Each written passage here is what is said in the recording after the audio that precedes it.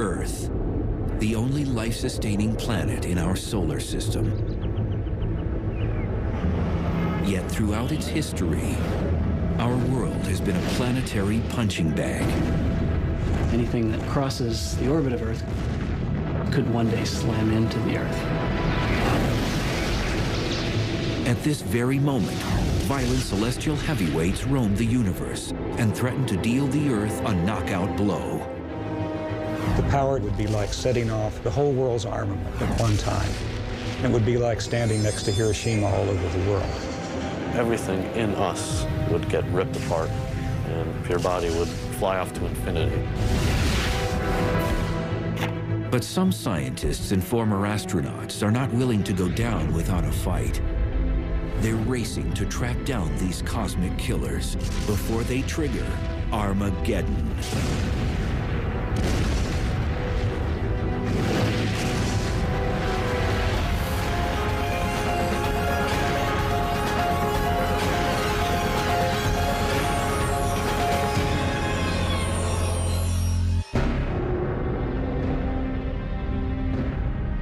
Earth shimmers like a sapphire jewel in our solar system.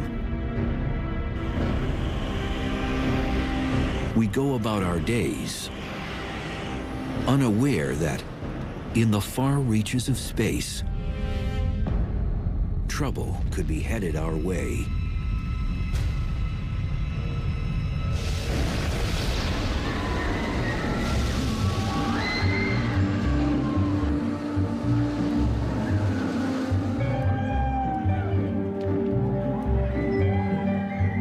Our solar system is a lot like an amusement park.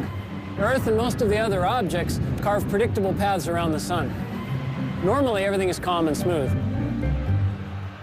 But at times, things get chaotic and violent.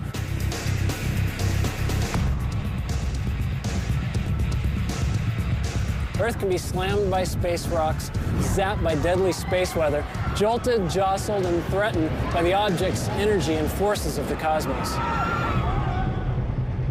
The Earth is on a cosmic thrill ride, one that often involves extreme danger. When you're moving fast and on a predetermined path, you hope nothing crosses it because there's nothing you can do. Nicaraguan border goes right down along. Former astronaut Rusty Schweikert knows firsthand how dangerous celestial objects can be. In 1969, he piloted the lunar module during the Apollo 9 mission. Now, Schweikert is ready for more than a cruise through the cosmos. He's sounding alarms about the dangers of one particular asteroid named Apophis, which got too close for comfort in 2004.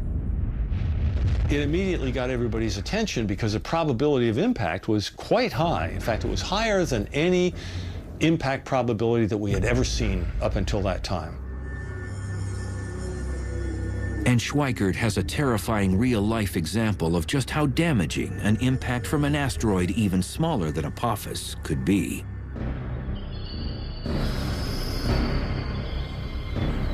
June 30th, 1908, 7:15 a.m.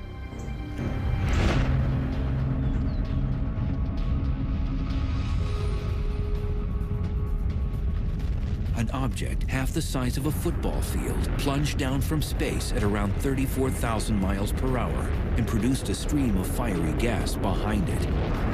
Within minutes, the fireball entered our atmosphere and violently exploded above Siberia's Tunguska forest.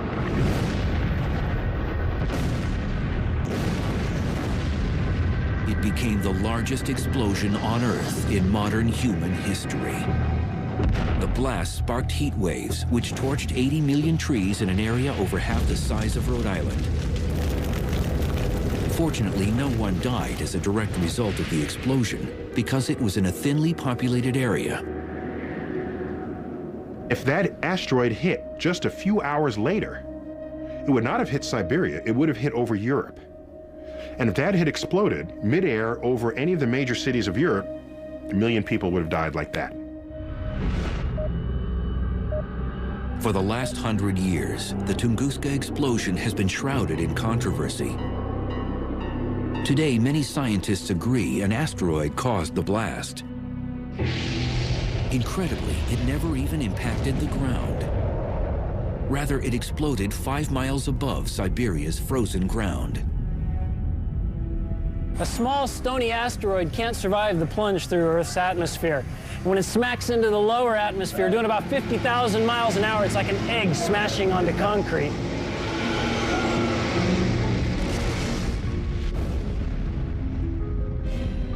The blast over Siberia released energy equivalent to 15 megatons of TNT, 1,000 times greater than Hiroshima.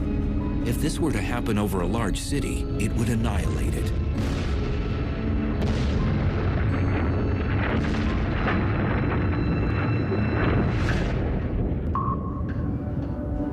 Scientists call these trespassers near-Earth objects, or NEOs. They're asteroids and comets, which are leftovers from the formation of the planets.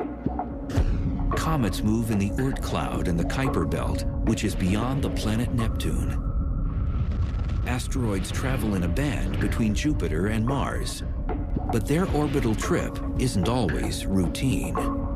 Most of the asteroids orbit in a neat belt between Mars and Jupiter, and we don't worry much about those. But when one gets away and all that mass and energy is headed towards Earth, that's when the astronomers start to worry.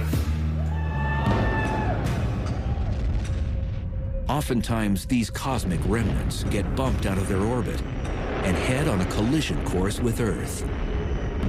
Our planet's thick atmosphere vaporizes the vast majority of them. But a larger object can knock through our atmosphere and actually impact the ground. If you want to turn to the cosmos and look at the forces that would have us dead, asteroids striking are real and they're bad. It's happened before, it will happen again. 65 million years ago, an asteroid the size of a small city plummeted down from the sky. It exploded in the Yucatan Peninsula near the present-day Mexican village of Chicxulub with the force of 100 million megatons of TNT.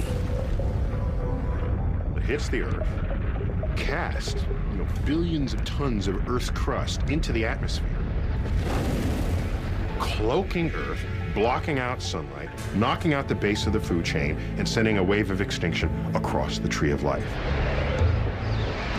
It is believed the ferocious impact contributed to the mass extinction of the dinosaur.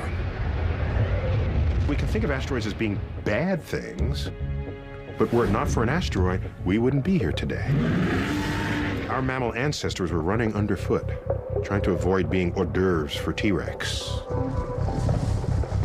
T-Rex gets taken out. Well, this opened up an ecological niche that allowed our mammal ancestors to evolve to something more ambitious than a rodent.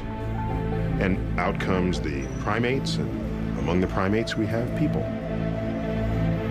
But ironically, the very kind of cosmic boulder that paved the way for humans to exist may one day wipe us off the planet.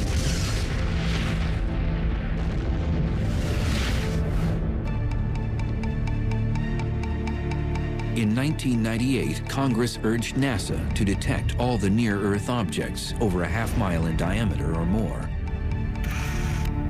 And what they found was unsettling. Over 850 NEOs in our vicinity. These asteroids are our closest and most dangerous neighbors in the solar system.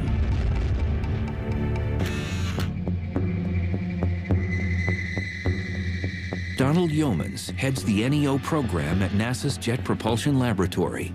He and his cosmic bounty hunters search for potential killers lurking in our solar system and put them on their most wanted list. Finding these near-Earth objects is somewhat akin to tracking hurricanes. As you track it day after day, you get a better idea of its orbit. You can predict where it's going. You have a better idea of how large it is and if it should hit the Earth, with what sort of velocity. By using telescopic technologies, NASA's Space Guard survey has detected over 90% of all NEOs deemed harmful. These frightening objects could strike the Earth with the energy greater than all the nuclear weapons on our planet today. Such an impact could trigger mass extinction. You wouldn't expect one to hit but every several hundred thousand or millions of years. But if one did hit, it could wipe out a fair fraction of the population. So they're very low probability events, but high consequence events. If they hit the Earth, they would have global effects. I mean, not only would you wipe out a continent with really heavy shock waves, but the ejecta would be thrown up in the air and come down all around the planet. The atmosphere itself would get to 1,000 degrees or so, and all the vegetation all over the world where that happened would flash into flames. Cataclysms could also occur with smaller objects. So Congress now asks NASA to locate all NEOs 500 feet in diameter, as wide as the Roman Colosseum. An object that big could decimate a metropolitan area or even a small state. And what worries scientists most is not the asteroids they've discovered, but the ones they have not yet found. But at any given time, there's about 24 objects for which we can't yet rule out an Earth impact.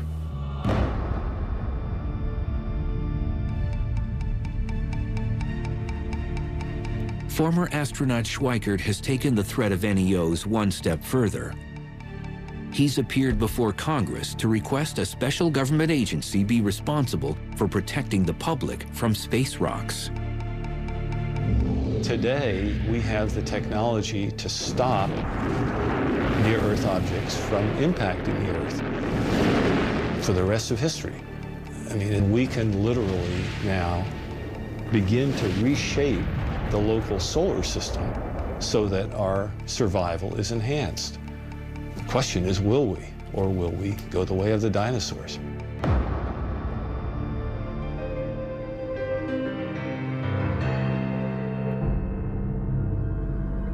But Schweikert isn't waiting for NASA or Congress to solve the problem. He has his own plans to save the planet from the next asteroid impact.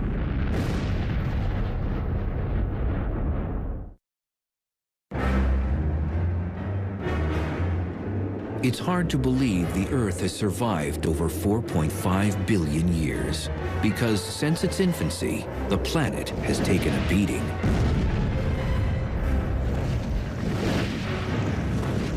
Like a boxer, our world is under constant assault from asteroids that enter our orbit each year. But in the future, Earth could be knocked out. Former Apollo 9 astronaut Rusty Schweikert refuses to be bullied by asteroids. And now he's ready to defend Earth against these harmful rocks. We've discovered that there are these near-Earth objects flying by us all the time. And we've gotten more and more capability to modify our environment to enhance our survival. Schweikert is particularly concerned about an asteroid named 2004 MN4, better known as Apophis. This pockmarked rock, approximately 750 feet in diameter, swept near Earth in 2004. Now it's scheduled to pass dangerously close to our planet again on Friday the 13th in April 2029. So in 2029, Apophis will come closer to us than our own communication satellites orbiting the Earth. It will be so close that people who are in the right place will be able to see Apophis go by the Earth with your naked eye. You won't even have to have binoculars. That's how close that asteroid is going to come. Apophis has an over 99% chance of missing the Earth in 2029. But if Apophis passes the Earth at a distance of exactly 18,893 miles, it may pass through a gravitational keyhole, a narrow region in space a half-mile wide. If this happens, the Earth's gravity could upset Apophis and change its trajectory. It could cause it to return and hit Earth 7 years later, on April 13th, 2036. The gravitational effect of the Earth will cause it to bend, cause the Apophis orbit to enlarge to precisely the size which 7 years later it will come around and hit the Earth. At the present time, Apophis has a 1 in 45,000 chance of delivering a deadly blow in 2036. But even these odds have scientists placing bets. It's one thing to know that there's maybe 1 chance in 45,000 that it's going to hit the Earth, but what you'd like to know, is there 1 chance in 100? Is there 1 chance in 10? Is the probability 1 that it's going to hit the Earth?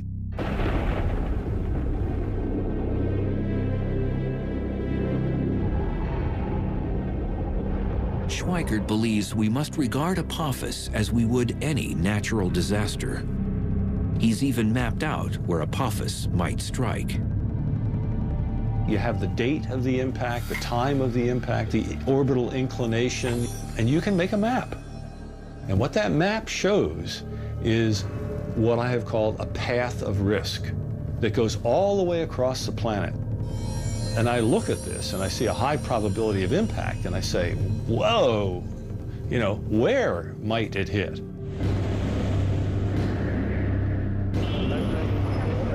According to Schweikert, Apophis could impact any point along this path of risk. It begins in western Siberia, cuts across and down the Pacific Ocean near California. Then it traverses Central America and finishes in Western Africa. Schweikert proposes a chilling scenario of where Apophis might strike. The asteroid could land in the Pacific Ocean off the coast of California with the force of over 1 million megatons of TNT. Such an impact would create a 5-mile wide, 9,000-foot deep crater in the water, which would unleash tsunamis. Relentless 50-foot waves would pound the coastline, resulting in unimaginable human loss. An asteroid that's 1,000 feet in diameter, having it hit in the ocean is not a good deal. Hundreds of billions of dollars of damage from something like that. Scientists are presently working on technologies to preempt such a cosmic strike. One idea involves blowing up an asteroid. But some feel this could compound the problem, sending several chunks of the asteroid in our direction instead of just one.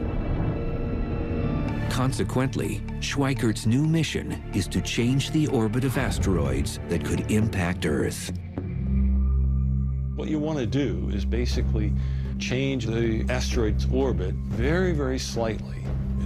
You change its velocity by a 10,000th of a mile per hour so that it will miss the Earth instead of hitting it.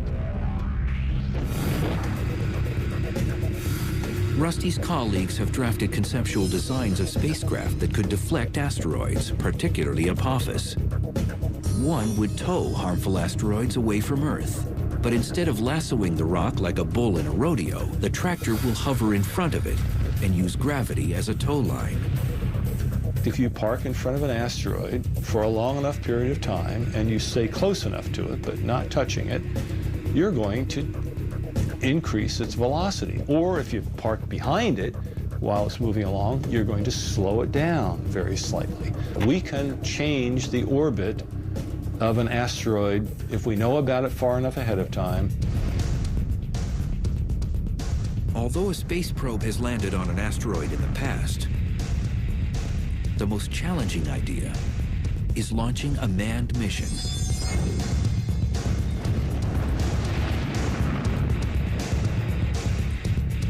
Once landing on the rock, astronauts could mount a radio transponder to track its whereabouts.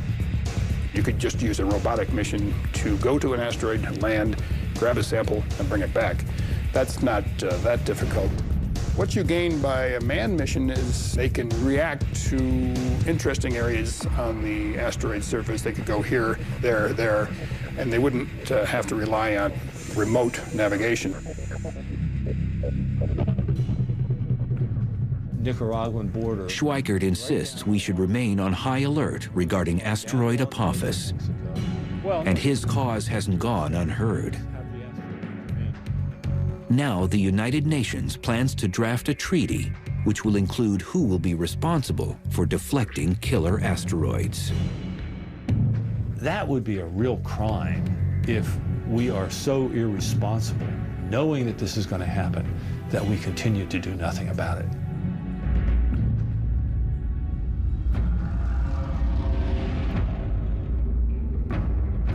But asteroids and comets are not the only deep space threats. Earth has had its ups, and Earth has had its downs. We never know what's going to be around the next corner, and a lot of it is bad. In far-off galaxies, galactic invaders are at work, itching to end life on the planet as we know it. 3 times daily, a strange flash pulsates across our sky. It's hundreds of times more powerful than the world's total nuclear armament, but it's not man-made. And if one happens close enough to Earth, it could end life on our planet.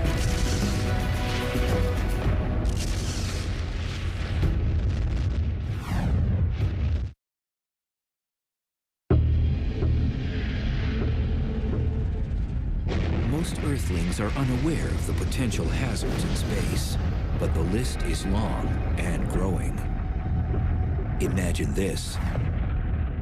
Within our own galaxy, the Milky Way, a massive star explodes,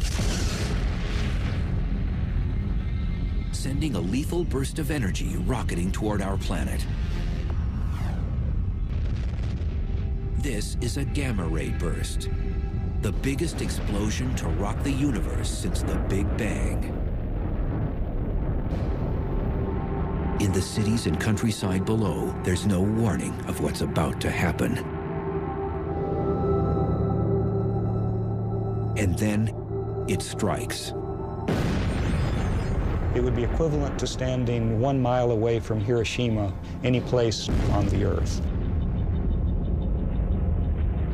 The potent radiation cooks the upper atmosphere. Our ozone layer roasts. Across the hemisphere, human beings burn to death from radiation 100 times the fatal dose. The disappearing ozone layer causes increased temperatures around the world, triggering cyclones, tsunamis, and hurricanes. Most life on the surfaces of land and water incinerates. This may seem like science fiction, but it could happen if a gamma-ray burst hit Earth from 100 light years away. Gamma-ray bursts are the brightest explosions in the universe. Because they're so far away and yet still so brilliant, they must involve an enormous amount of power. As much energy as the sun will emit in its entire 10 billion year lifetime.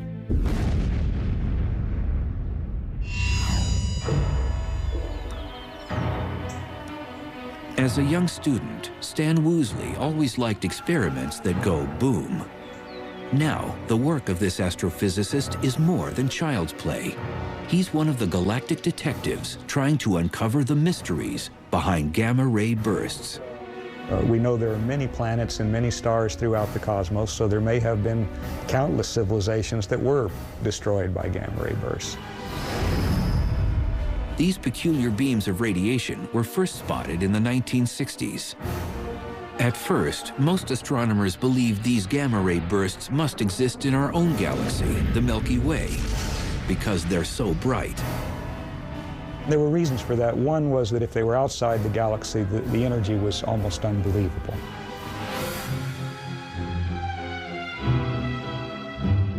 But at the time, even the most powerful telescopes couldn't determine their location and distance, because the bursts lasted for a few seconds, then disappeared. But then astronomers wondered, what about their afterglow? Cosmic explosions typically leave behind some luminous residue that sometimes lasts for days or weeks. In the late 1990s, satellites used upgraded optics and X-ray detectors to finally capture a gamma-ray burst's afterglow. It became clear that gamma-ray bursts actually were cosmological, coming from very far outside of our galaxy, from millions and billions of light years away. And that meant their energy had to truly be astronomical.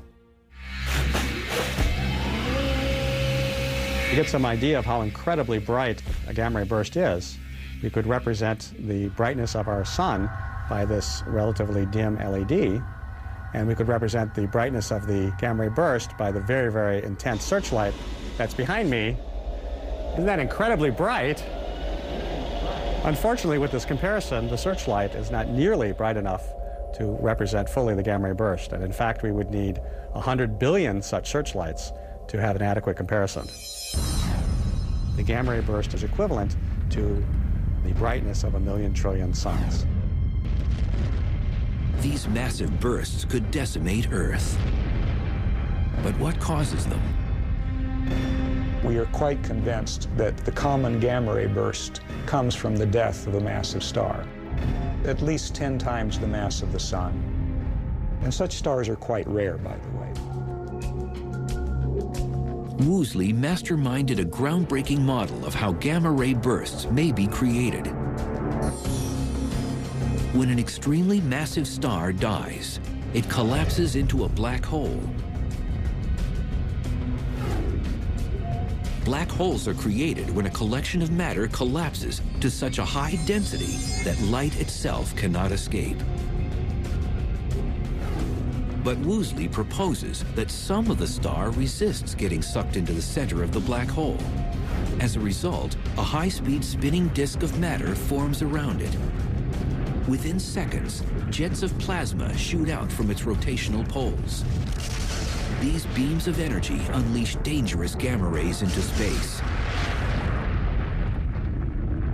If you can imagine just trying to squeeze a fruit or some kind of sphere of some object into a very small space, things are going to squirt out. And in this case, the squeezing is done very rapidly, and you're talking about a huge amount of mass. At the same time the gamma ray bursts are ejected, the collapsing star explodes or goes supernova to the extreme. One of the reasons gamma ray bursts are so incredibly bright is that they take an enormous amount of power and then they focus that power into a very small portion of the sky. For every 300 gamma ray bursts that go off, only one is pointed in our direction, and so we only see one of those 300.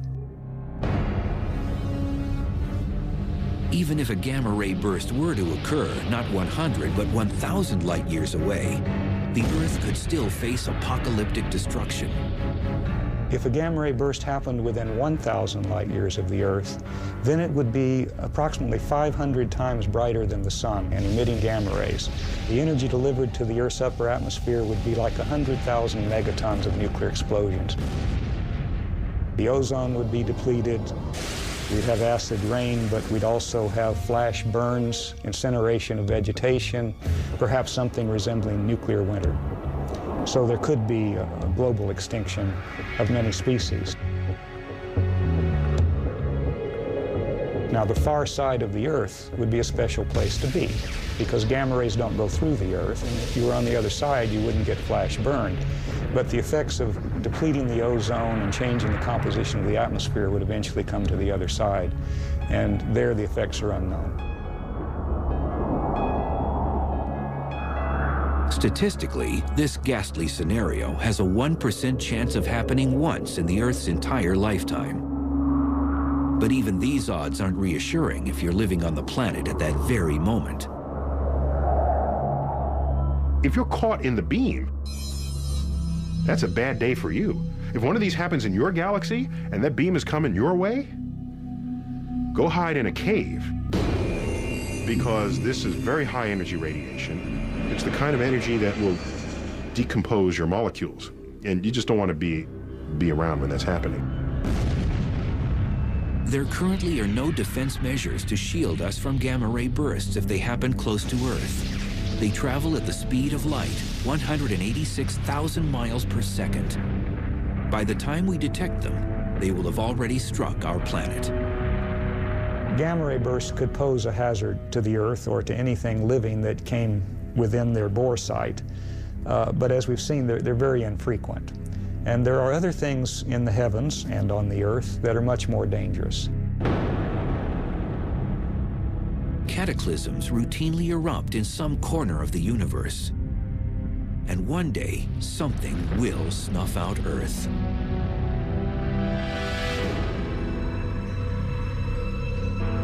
Most of the time, our ride around the sun is gentle and uneventful like this Ferris wheel. And as long as nothing gets in our way, we could go on like this for millions of years. But sooner or later, we know that this smooth ride will come to an end. We just don't know when.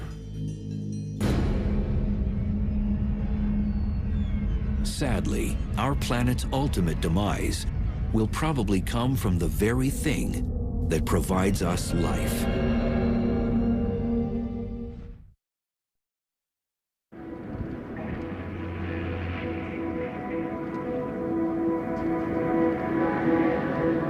Earth maintains a cozy lifestyle, being third rock from the sun. For over 4 billion years, the sun has been an ally, warming and feeding our planet. But in time, our solar heater will become our enemy. The sun and the Earth have a unique relationship to each other. The Earth has a particular temperature, it's a particular size, it has life on it, and oceans, and those things depend on the sun. The sun is at the root of the existence of life on the Earth, and the sun will be at the root of its demise as well. Earth's relationship with the sun will become dysfunctional when our solar mother really turns up the heat.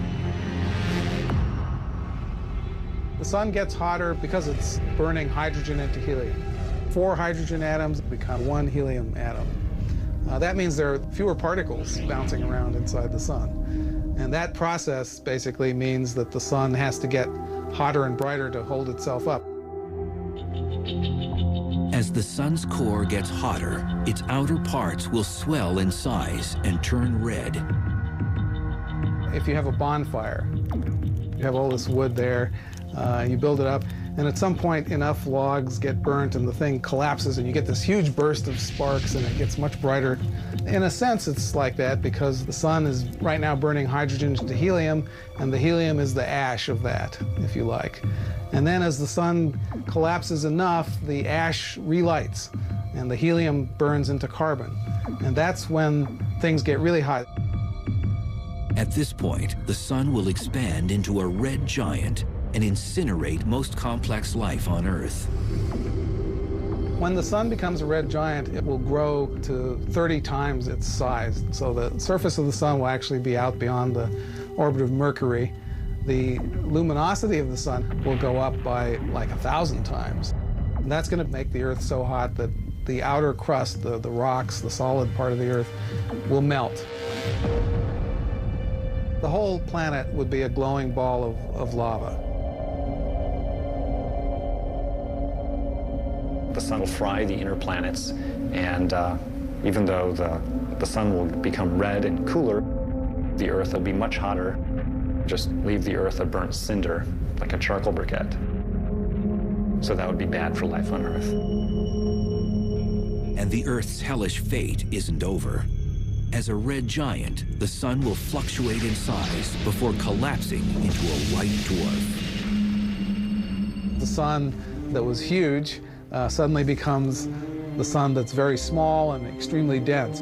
It's only about the size of the Earth, sitting down there at the center of our solar system, very much fainter than it used to be, and then everything cools off. And then that object is no longer generating energy either, so it begins to cool as well. So the final fate of the solar system will be to cool off and freeze. Humans will probably have relocated to another planet or become extinct before the sun turns Earth into a snowball. However, the sun may dry up our world much sooner. If the sun doesn't get us at the time of the red giant phase, It may well get us earlier by just becoming bright enough to cause the oceans to evaporate. Water is an essential component for all life. And so if the Earth actually loses all its water, then that's another reason why life might disappear from the Earth, and it would again be the sun's fault. There may be ways for Earth to win a stay of execution. As the sun is swelling, it also begins to lose mass much more rapidly than it's losing it now. And of course, if it's getting less massive, it has less of a hold on the Earth will move further out into a larger orbit. And so it's kind of a race between the growing sun and the growing heat from the sun and the Earth actually moving, a little bit away from that fire that's getting too hot.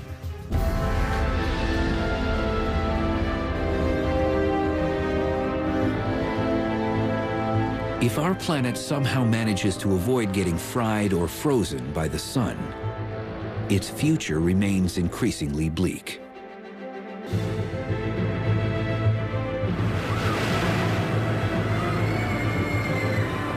This place is full of adventure. Rides that put your stomach up into your throat, things that collide, scary stuff. It's a lot like riding around the sun on planet Earth. But when Earth gets smacked or when things start to come apart, the ride could really be over.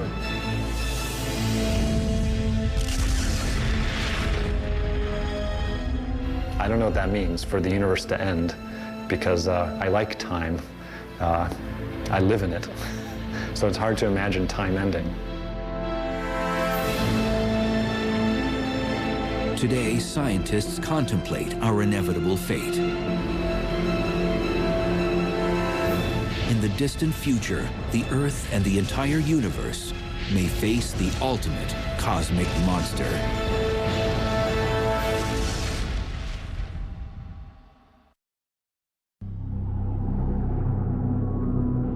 No one suspects that Earth's most lethal enemy lurks amongst the stars.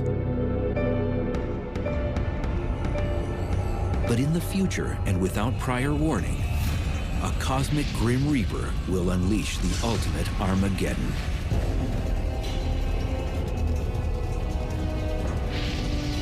The dark villain will stretch apart the universe. Galaxies themselves will split apart. Stars and planets will tear to shreds. The ultimate apocalyptic event is being called the Big Rip. And when it begins, it won't stop until every atom and nuclei in the universe are mincemeat.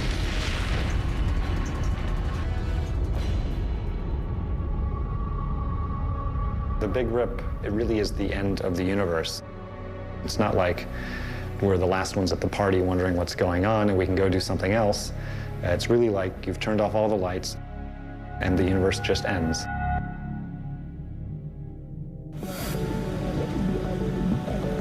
Innovative physicists Robert Caldwell and Mark Kamiankowski proposed the notion of the Big Rip, a grim hypothesis about the final fate of the universe.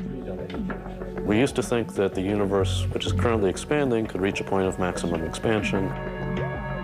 The Big Rip is the idea that the expansion will not only continue and accelerate, but rip everything apart as it does so.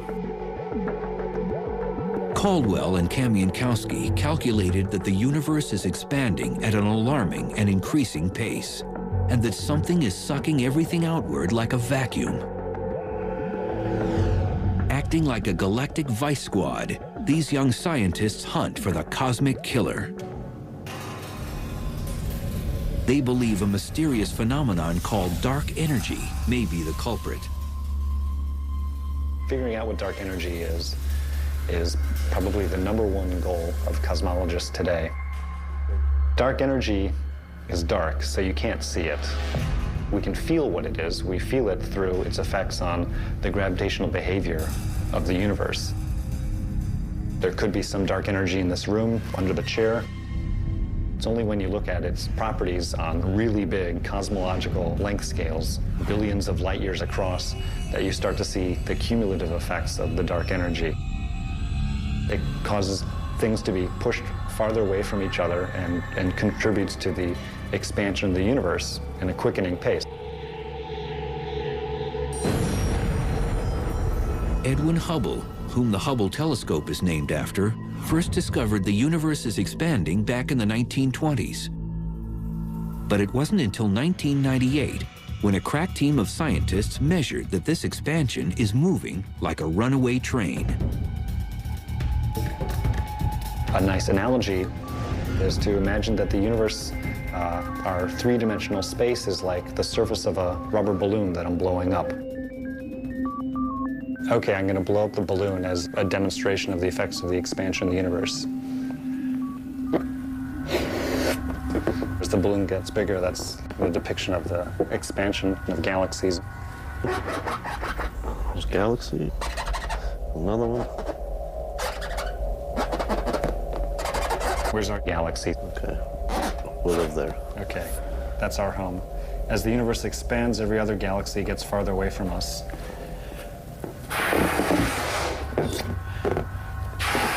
In ordinary expansion, each galaxy stays the same size. But if you have super accelerated expansion, then the galaxies themselves can each expand, which is sort of what's happened here.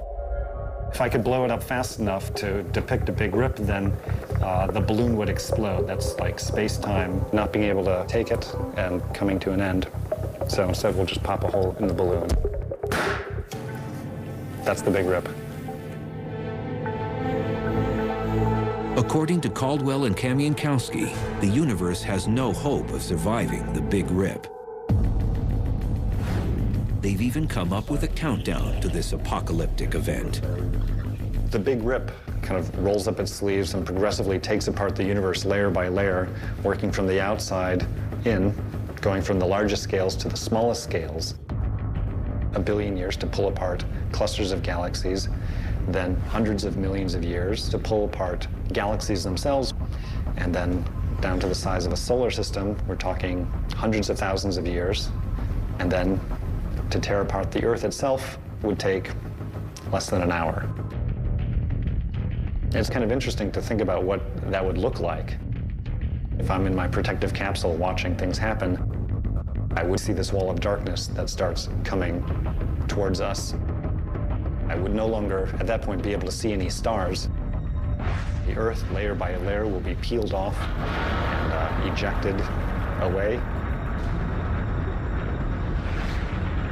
Everything in us, the molecules that hold us together, would get ripped apart, and every atom that makes up your body would fly off to infinity in a very short period of time. Fortunately, mankind doesn't need to lose sleep over the Big Rip. Caldwell and Kamiankowski estimate that it will climax 50 billion years from now, when the universe is over 3 times its current age. What's really fun for us is to try to figure out whether this is actually what's going to happen, to paint the science fiction scenario of what might happen and to think what might happen to us.